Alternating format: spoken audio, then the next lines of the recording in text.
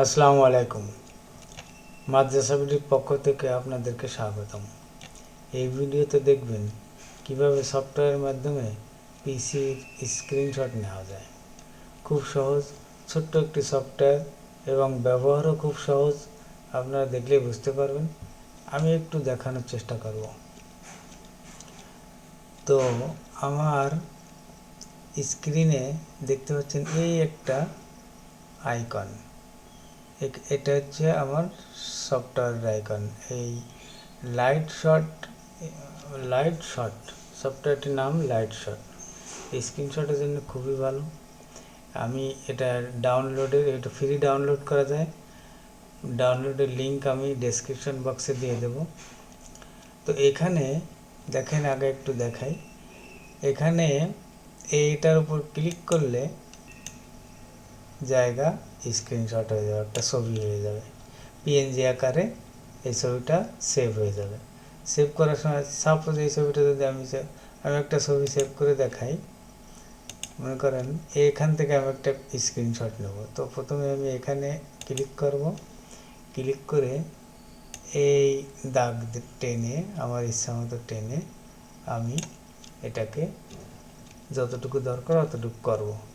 এই ছেড়ে দেওয়ার পরেও যদি এখানে আপনি এটা টেনে, চতুর্দিক দিয়ে টেনে আপনি ছোট বড় করতে পারবেন।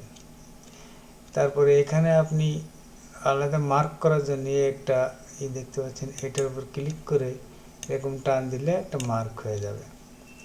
আবার যদি এটার উপর ক্লিক করে দাগ দিতে চান, দাগ দিতে পারবেন।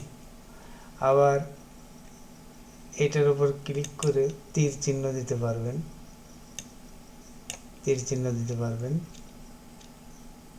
এই সফটওয়্যারটা ব্যবহার খুবই সহজ।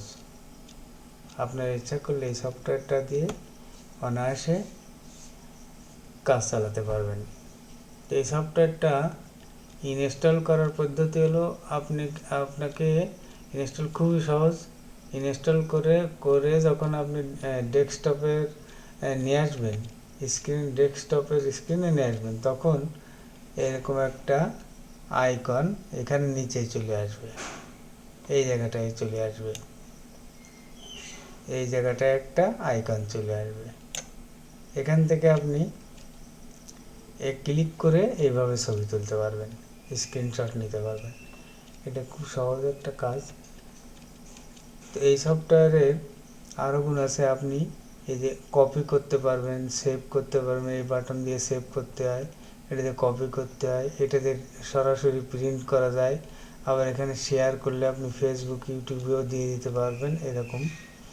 তারপরে এখানে কিছু লিখতে চাইলে টেক্সটে ক্লিক করে এখানে লিখতে পারবেন। এটা টেক্সট বক্স আসবে, এই বক্সের ভিতরে আপনারা লিখতে পারবেন। আবার শেয়ার করতে পারবেন, এবার কালার চেঞ্জ করতে পারবেন। আবার শুধু দাগ দেওয়ার জন্য এইটার উপর ক্লিক করে যদি আপনারা শুধু দাগ দিতে চান, দেওয়া যাবে।